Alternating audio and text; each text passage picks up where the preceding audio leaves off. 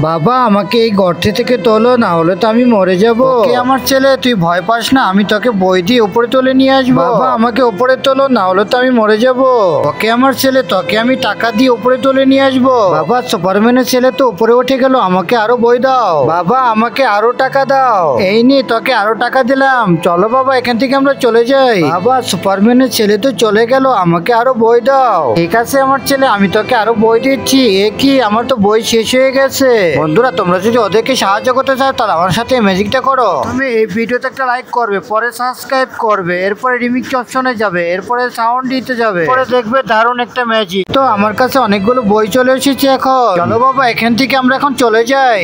বাবা এই রাক্ষসের রাস্তা আমরা কিভাবে পার হব? আরে আমার ছেলে, আমার কাছে টাকা আছে, টাকা দিয়ে পার হয়ে যাব।